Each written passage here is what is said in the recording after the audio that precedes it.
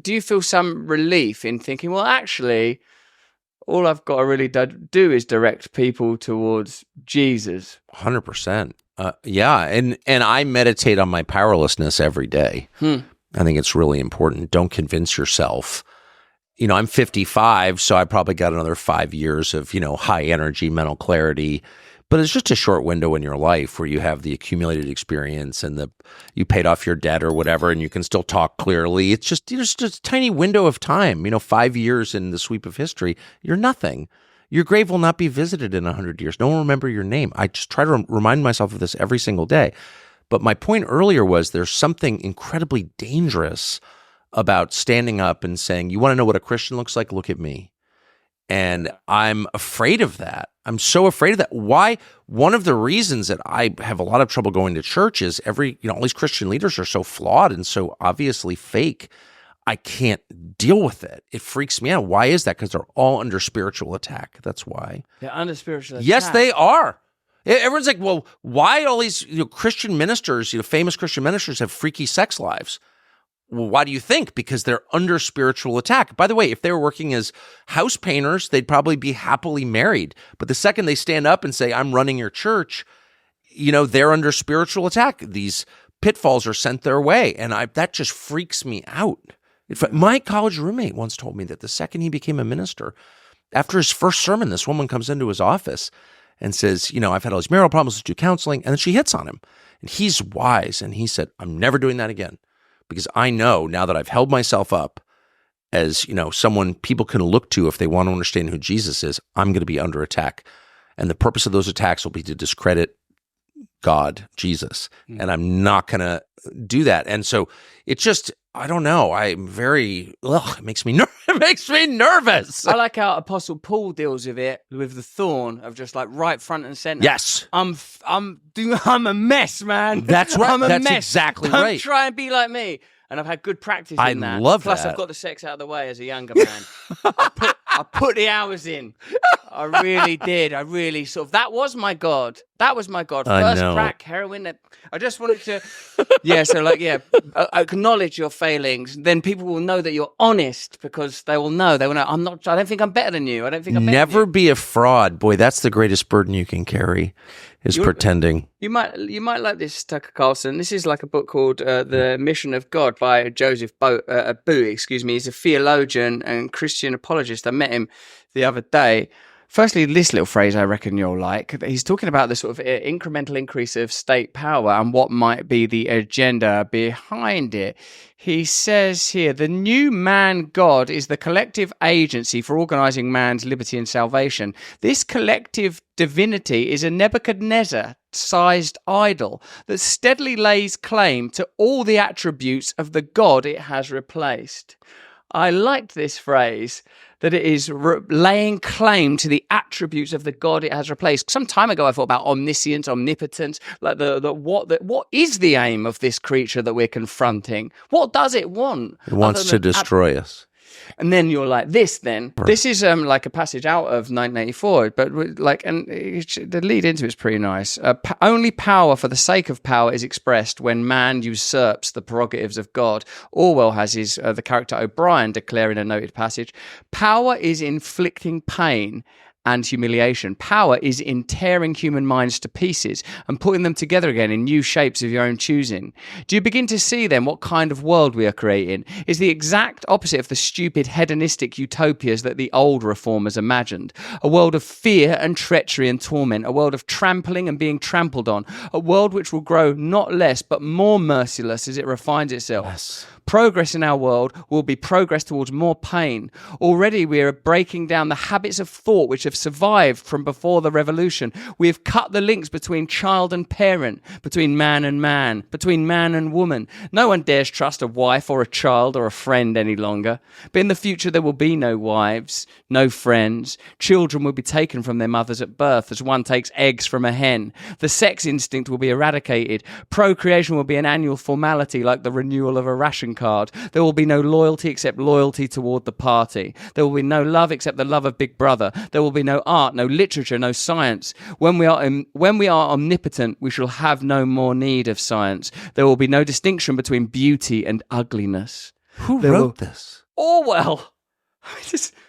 There will be no curiosity, no employment of the process of life. All competing pleasures will be destroyed. But always, do not forget this, Winston, always there will be the intoxication of power, constantly increasing and constantly growing subtler.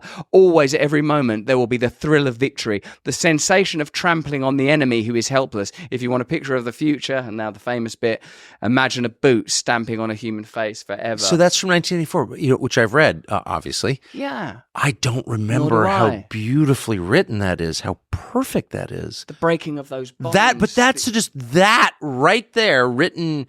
So 1984 was written, 48. He died in 49 or 50, I think. He was born in 1903, and he died before 50. Yeah. Anyway, but that was written almost 80 years ago, and that's just so perfect. I mean, that's prophetic. What is amazing is, of course, it was largely a commentary on what he was aware of in the emergence of Soviet communism. But what I didn't imagine... But also post-war Britain. He was writing that in post-war Britain. That social democracy would tend towards totalitarianism. So everyone always says, oh, that's incredible. I forgot how powerful. I got to reread that. I love Orwell, and I'm embarrassed I didn't recognize that passage. But everyone... he was radicalized during the Spanish Civil War when he was almost murdered by the Republicans for whom he was fighting, the POUM, and then he became this great critic of Stalinism. But that was written after his country defeated fascism. Wow. And I'm not convinced that was written about the Soviet Union. I think he saw what the West was becoming, because that's a description of what the West is becoming right now. I mean, it's unbelievable, isn't it? Perhaps then, given that there was a sort of a resurgence there was a labour movement in the UK, of course, after the war, and the establishment of the NHS and the BBC and many beautiful, what I once cherished institutions of social care in my country. But perhaps you're saying he sort of prophesied that the infusion of state totalitarianism, even under the guises of aid and help, cultural artifacts, will lead to the severance of these sacred bonds and ties. Well, yeah, because the cafeteria scene, there's a famous cafeteria scene in 1984 where Winston and Julia are having lunch. And it was he worked at BBC, of course. Orwell worked at BBC during the war. And that scene was modeled on the BBC cafeteria and not on, Lubyanka prison. There's a guy. Anyway, it's just, he captures, it's the distortion of the Anglo world of which he was, a product, of course, into something totalitarian that he really gets at there. I mean, he was not an expert on the Slavic peoples. He was an expert on the Anglo peoples and wrote about the English, your people, our people, more beautifully than anyone ever, in my opinion. But he saw where they were headed, I think, because that is where we are now. Yeah, and it is about evil, isn't it? And you can see why the sense of evil is so continually beneath it, and sometimes the symptoms become so. Do you feel it? Do you feel that these are? I mean, do you feel evil? Recently, I felt like someone messaged me, someone that I was sort of friends with, a kind of intellectual bohemian person I used to sort of do content and stuff with, who's out of that whole beatnik scene and doing ayahuasca and that aspect of sort of culture.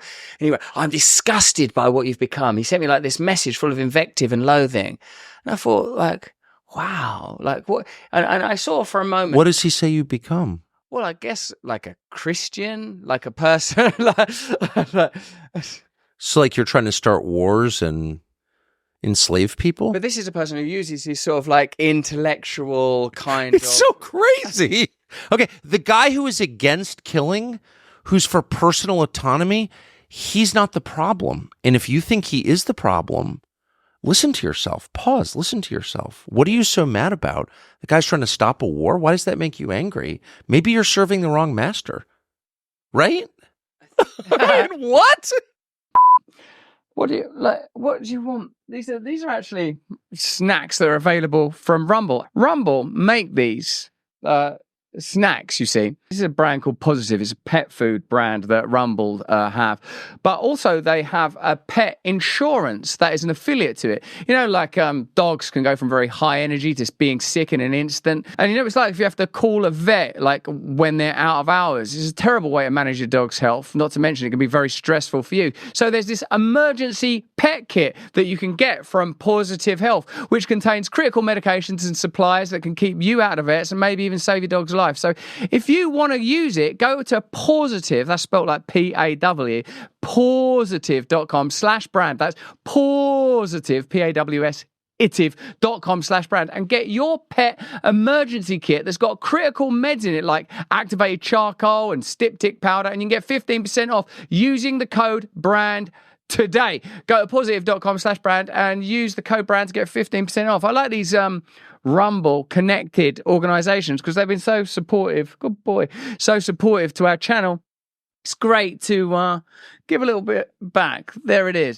Our new The Oracle series, our first ever group interviews designed to bring the greatest and most authoritative voices in particular subjects together for the very first time.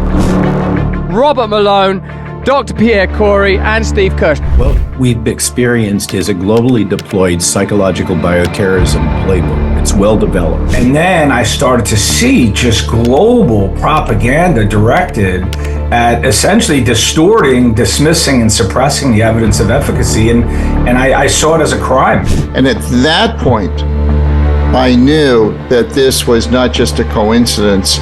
There were too many black swans over too short a period. I've never heard anything like this story in my life. They seem to get the human psyche so well when it comes to brainwashing us and propagandizing us to the direction that they want us to go in, that you would think that they would know that pulling all of these various tactics would actually just push support towards Trump, not away from him. Ryan Ruth, some of his posts even show that he appeared to have been working with, in his own words, the U.S. Embassy in Kiev. He's doing effectively military intelligence, human trafficking of terrorists. It's in this context that I think Ruth was kind of radicalized. He decided that while he wanted to assassinate Putin, the easier thing would be to assassinate Donald Trump. Hey, thanks for watching. If you want to see more uncensored content where free speech can flourish, join our live stream. Click the link right here to watch the next video if you want to, or become a member of a growing movement. Download the Rumble app and you'll be informed every time we make a new piece of content. Stay free.